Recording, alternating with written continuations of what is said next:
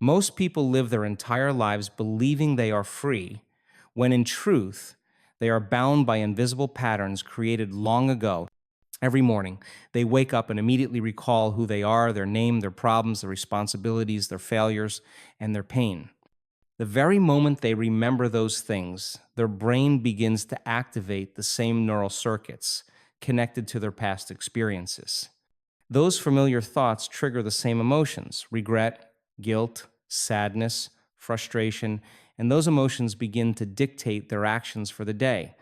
Without even realizing it, they are recreating the same reality over and over again, living the same day in slightly different disguises. When you think about it, most of what we call personality is nothing more than a set of memorized thoughts, feelings, and behaviors. These are not permanent traits. They are programs written through repetition. You may not even remember when they started, maybe a harsh word from a parent, a failure in school, a heartbreak, a moment when you felt unseen or unloved. The emotion attached to that experience got recorded in your nervous system, and every time something reminds you of it, your body reacts the same way it did back then. Your body doesn't know the difference between the memory of the past and the reality of the present. It believes both are happening now. And so you stay stuck not because you want to, but because you have practiced being the same person for too long. The past becomes your identity. You wake up as the same you because your brain and body have memorized that state of being. You think the same thoughts, act in the same ways, and feel the same emotions, which in turn reinforce the same neural connections. The cycle continues, and your future becomes nothing more than a reflection of your past. You call it fate or bad luck, but it's really just programming. The beautiful thing is, once you see this pattern, you can start to change it. The past is not your destiny, it's data. It's information. And information is neutral. It only becomes painful when you keep replaying it emotionally.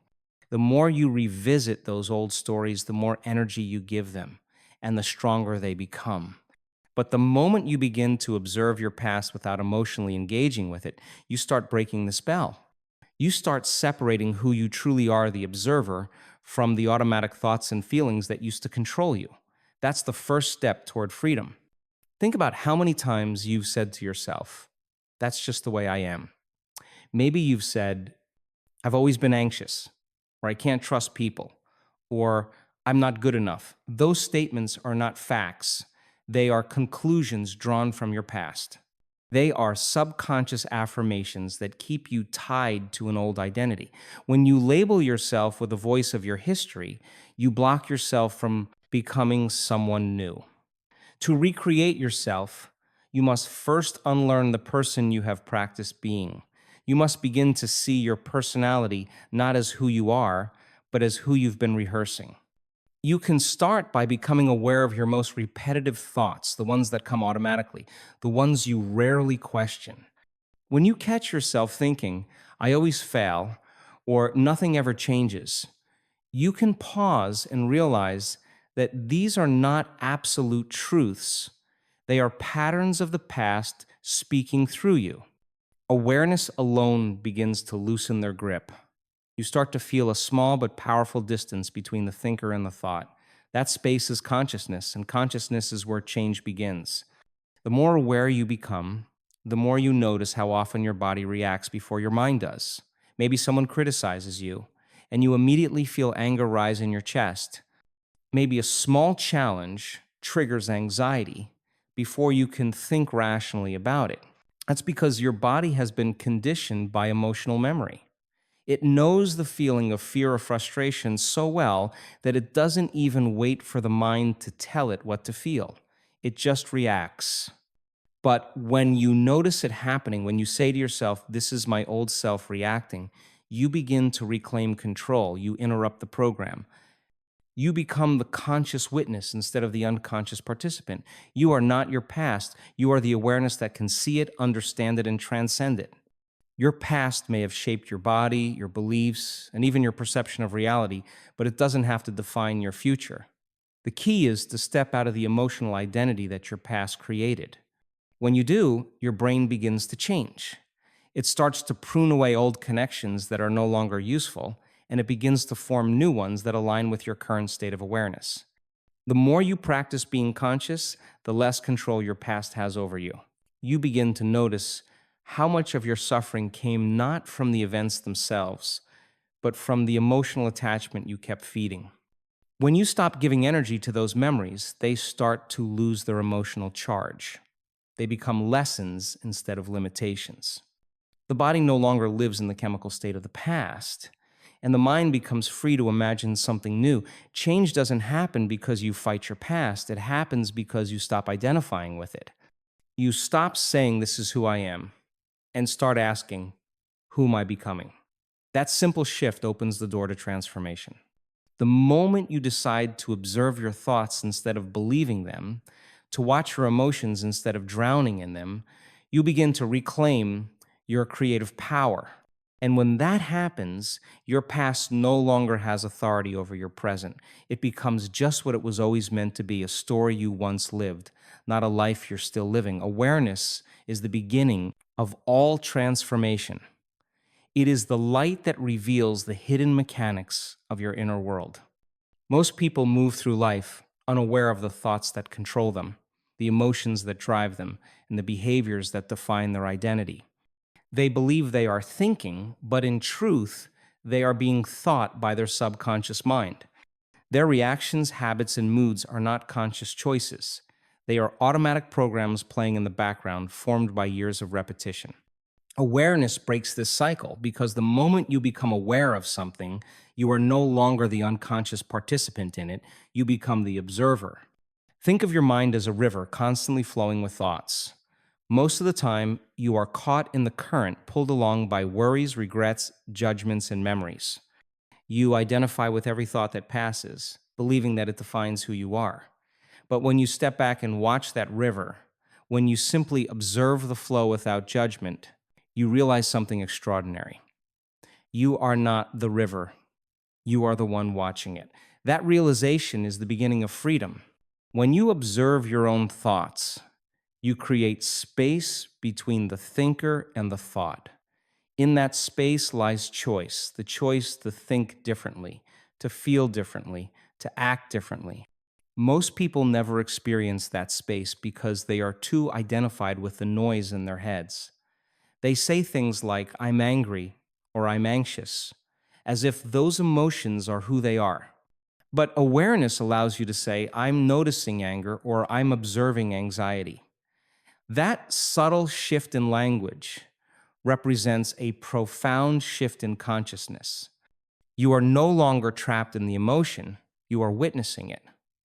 This is not about suppressing your thoughts or pretending your feelings don't exist. It's about understanding that they are transient experiences, not permanent realities.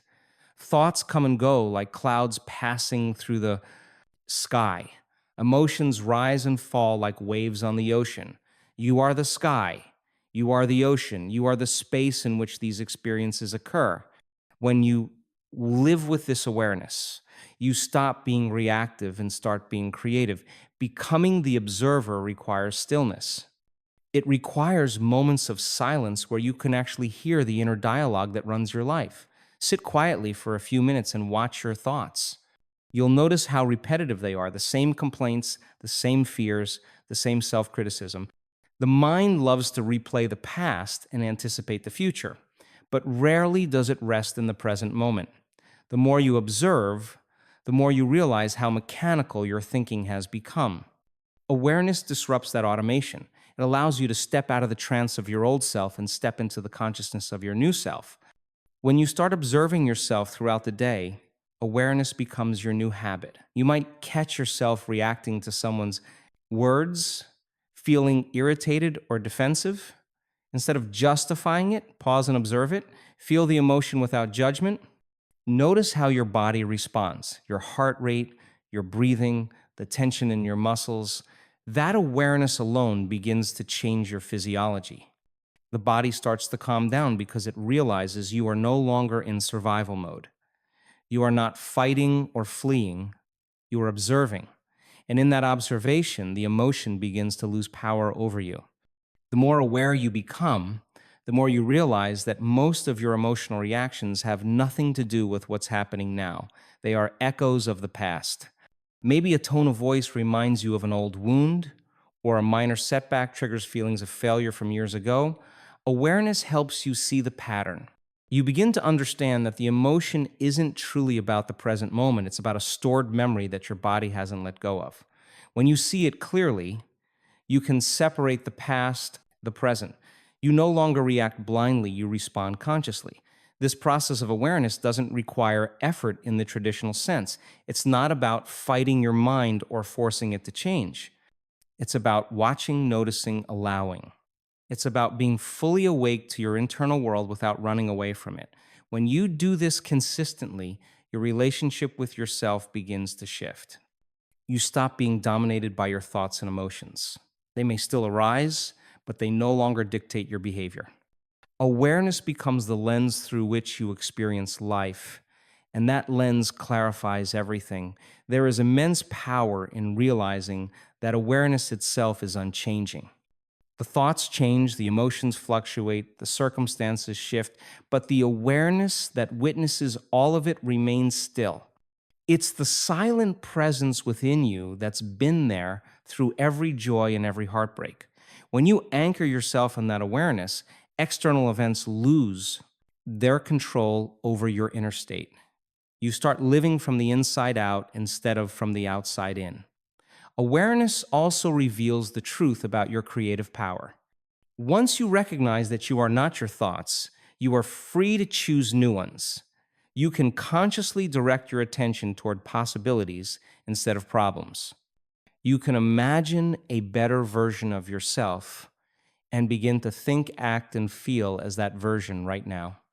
That's how transformation begins, not by changing what's outside of you, but by becoming deeply aware of what's happening within you. Every moment of awareness is a moment of creation. Each time you catch yourself before reacting, each time you notice an old pattern before it takes over, you are rewriting the code of your mind. You're training your brain to function in alignment with your higher consciousness instead of your past conditioning. Awareness is the bridge between who you were and who you are becoming. It's the light that dissolves the shadow of the unconscious mind, revealing that beneath all your thoughts and emotions lies a vast, peaceful intelligence, the real you. Change does not begin with willpower alone. It begins with understanding how the mind and body work together. Every thought you think produces a chemical reaction in the brain. Each time you think a familiar thought, whether it's a memory, a worry, or a belief, the brain releases the same chemicals, creating the same emotional state. When you think that thought repeatedly, you reinforce a neural pathway, a literal physical connection between neurons that becomes stronger and more efficient with repetition. Over time, these connections form a network, your personal reality, a reflection of everything you've thought and felt in the past. This is how the brain turns experience into structure. Most people unknowingly live in a feedback loop. They think the same thoughts, which trigger the same emotions, which lead to the same actions, which create the same experiences, which then produce the same thoughts again. The mind and body work together to maintain this familiar state because to the body, familiarity equals safety. Even if it's painful, it's predictable. The brain becomes addicted to this cycle and the body follows. The body, conditioned by years of repeated emotions, becomes the mind itself. You may say you want to change, but the body resists because it only knows how to live in the emotions of the past: fear, guilt, anger, disappointment. Real transformation begins when you consciously interrupt this pattern. When you choose a new thought, one that doesn't match your old emotional state, your brain begins to fire in new ways. At first, it feels uncomfortable. The old neural connections try to pull you back to what's familiar. The body starts to crave the emotions it's used to feeling. It wants the chemical rush of stress or self-pity. That's why change feels so hard at first, not because it's impossible, but because your body is trying to preserve the old self. It takes awareness and repetition to convince your brain and body that a new state of being is safe. Neuroscience shows that the brain is plastic, meaning it's capable of change throughout your life. Every time you learn something new, visualize a new outcome, or feel a new emotion, your brain begins to reorganize itself. It starts to form new neural pathways that correspond with those new thoughts and feelings. Think of it like rewiring a network. The more you practice thinking differently, the more stable those new connections become. Eventually, the new pattern becomes the default. You begin to think and feel in alignment with your desired future instead of your remembered past. When you imagine a better version of yourself, confident, peaceful, successful, or compassionate, and you combine that image with the emotion of already being that person, your brain doesn't know the difference between imagination and reality. It starts firing the same neural circuits as if that future were happening now. That's the essence of rewiring the mind. You're training your brain to record a new memory of the future before it happens. The more vividly you can feel that future self, the faster the brain begins to adapt. But thinking alone isn't enough. The body must also learn the new emotional state. If you visualize abundance but still feel lack, your body remains anchored in the past. The key is to teach your body what your mind already knows. You do this by sustaining elevated emotions like gratitude, joy, and love. These emotions are powerful because they signal to the body that the change you seek has already occurred. When you feel gratitude for something before it manifests, your body experiences it as real. Over time, this emotional consistency reconditions the body to believe in a new reality. The brain and body synchronize with that new frequency, and your outer world begins to reflect it. The process of rewiring the mind also requires conscious energy. Every time you focus your attention on a thought, you give it power. The more focused and intentional your attention, the more energy that thought receives, and the stronger its neural connections become. When you repeatedly focus on your desired future, when you align your thoughts and emotions with what you want instead of what you fear, you are literally changing the architecture of your brain. The old neural circuits associated with doubt, fear, or limitation begin to weaken from lack of use, while new circuits of empowerment and creativity grow stronger. Change becomes a scientific process, not something mystical or abstract, but measurable and predictable.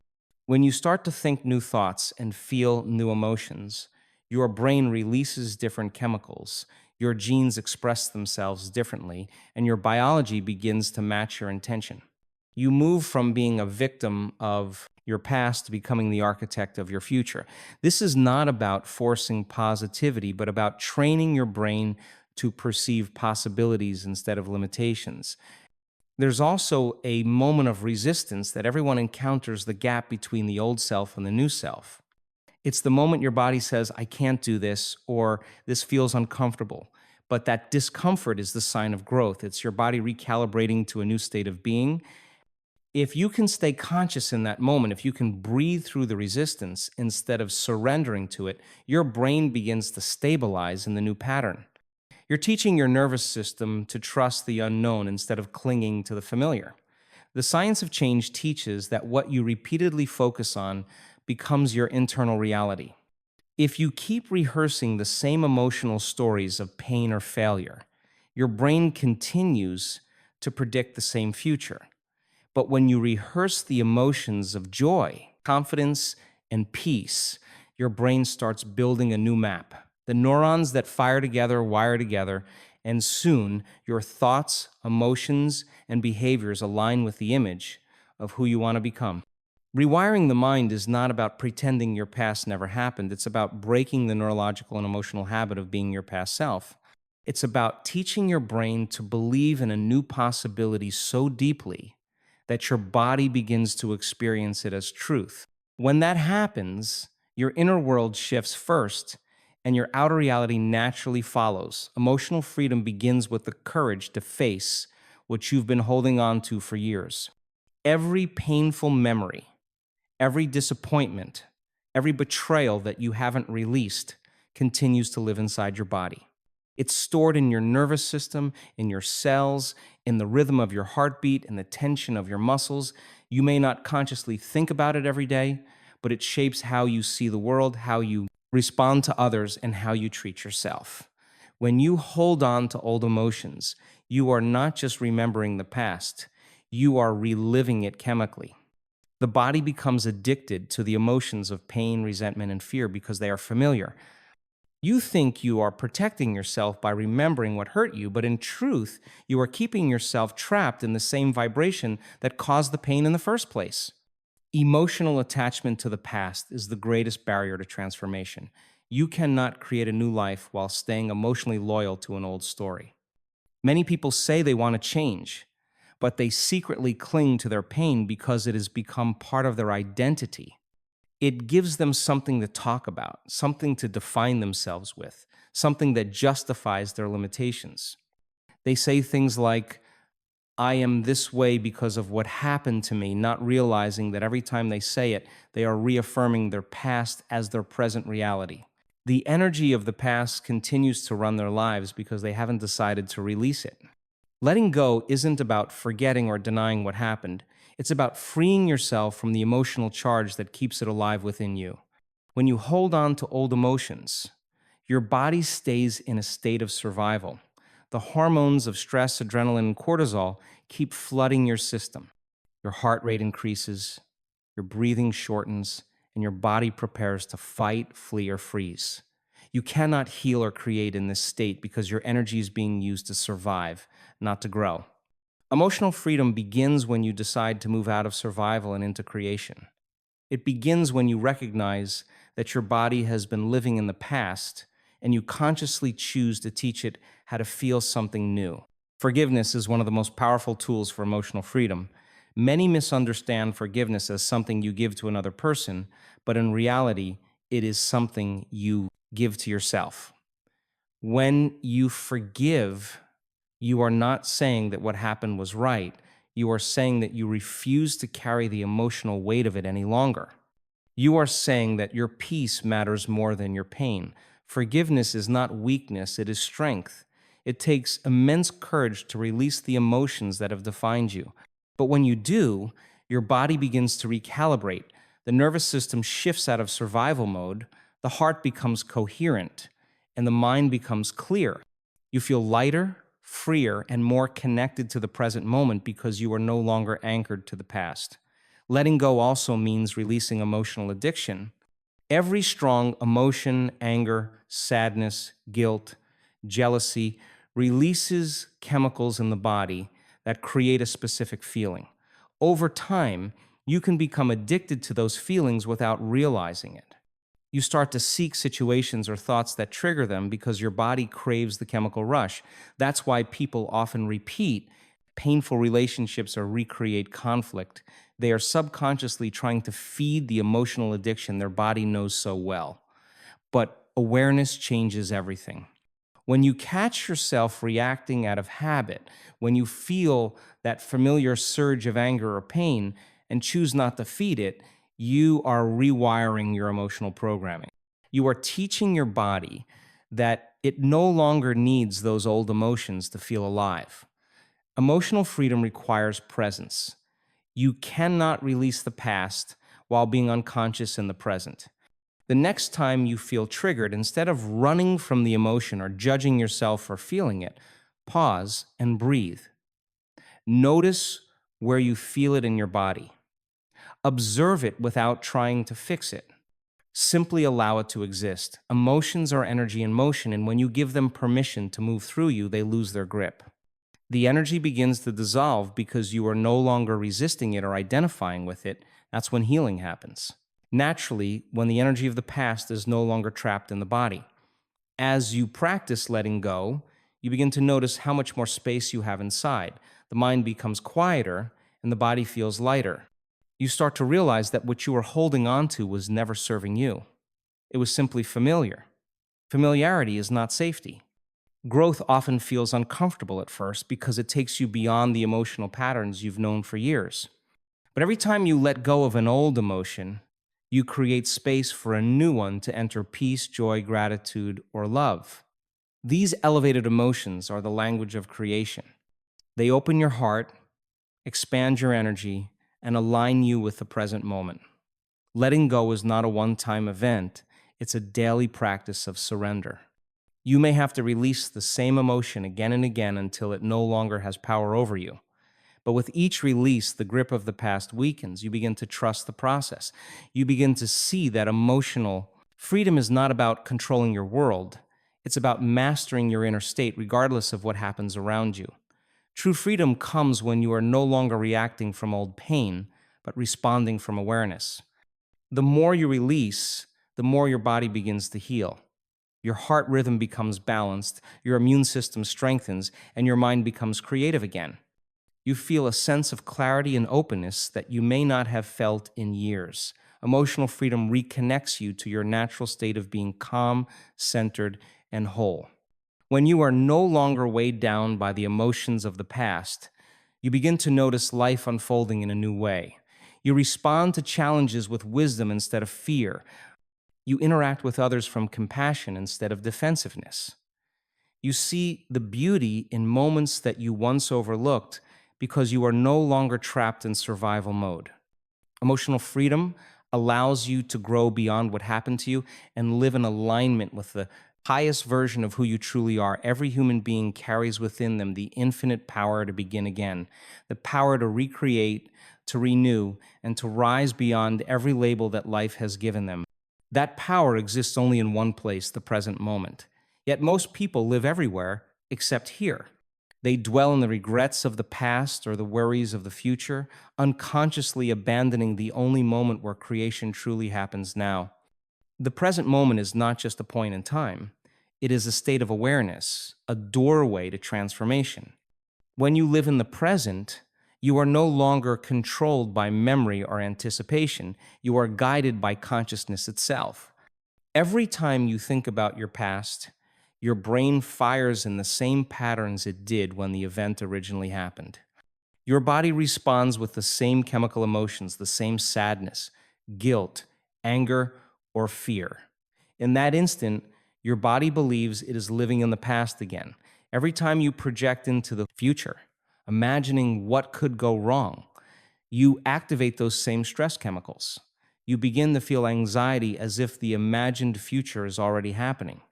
Your body, unable to distinguish between thought and reality, keeps you trapped in a cycle of emotional repetition. That is why so many people feel powerless to change because their attention is always somewhere else. The mind wanders into the past or races into the future, and the present moment, the only space where freedom exists, goes unnoticed. To recreate yourself, you must first learn to return to now. The present moment is the only place where the old self can dissolve and the new self can emerge. It is in this stillness that awareness meets intention. When you bring your full attention to this moment, to your breath, your body, your sensations, the noise of the mind begins to fade. The stories of who you've been lose their power. In that silence, you begin to feel something deeper than thought, a presence that has always been there, waiting beneath the noise of your mental chatter. That presence is the real you, untouched by the past and unconcerned with the future. When you are fully present, your energy returns to you. You stop leaking power into memories or fears. You stop feeding the neural networks of your old identity. All of your creative energy gathers in this moment, ready to be directed toward a new vision. The present moment becomes your laboratory for transformation. Each breath, each thought, each emotion is a brushstroke on the canvas of your future self. In this awareness, you begin to understand that the life you are living right now is a reflection of where you have been focusing your attention. To change your life, you must change where your attention lives. Living in the present moment doesn't mean you never think about the future. It means you think about it consciously, from a place of wholeness instead of lack. Instead of asking, what if I fail? You begin to ask, what if I succeed?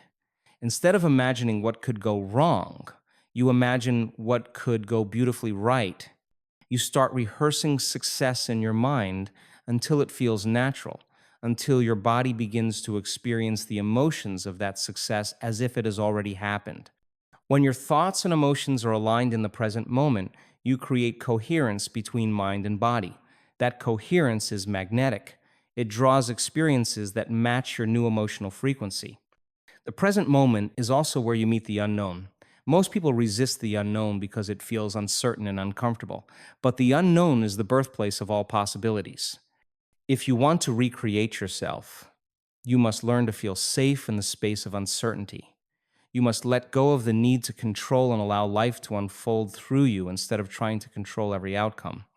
The present moment is not about prediction, it's about participation. It's about showing up fully, right here, right now, and responding consciously instead of reacting unconsciously. Recreating yourself is not about becoming someone else. It's about remembering who you truly are beneath the layers of conditioning. It's about stripping away everything that isn't authentic, every belief that says you can't, every emotion that keeps you small, every thought that tells you it's too late.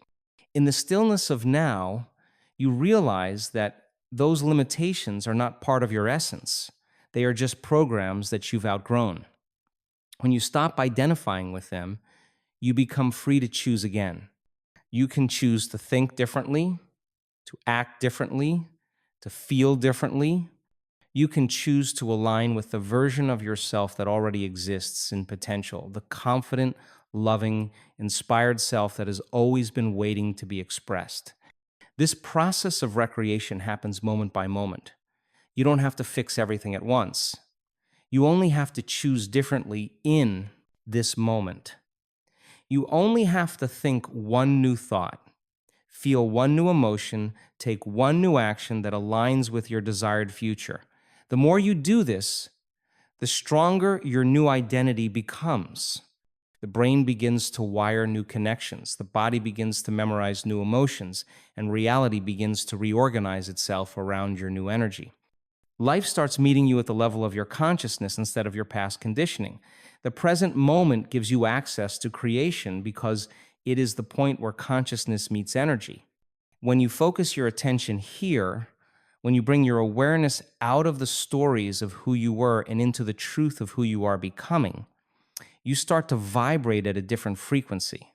You begin to feel a sense of calm confidence, an inner knowing that you are not defined by your past. You start to embody your future self now, not in thought, but in energy. You begin to feel gratitude, peace, and joy before anything has changed externally. That's the secret. You create from the inside out. When your inner state changes, your outer world has no choice but to mirror it. Each time you bring your attention back to the present moment, you reclaim a piece of yourself. You stop being the product of memory and start becoming the creator of possibility. The past begins to fade, not because it's forgotten, but because it no longer defines you. The future becomes exciting, not because it's guaranteed, but because you finally trust yourself to shape it. The present moment becomes your power, your teacher, and your foundation. From this space of awareness, creation is no longer something you chase. It becomes who you are. You are not your past. You are not your mistakes, your memories, or the stories you've told yourself for years. You are pure potential, a conscious creator capable of designing a new reality at any moment. The past was only ever meant to teach you, not to define you. Every challenge, every heartbreak, every loss was preparing you to awaken to your true power, the power to choose who you want to be now. The future is not waiting somewhere far ahead.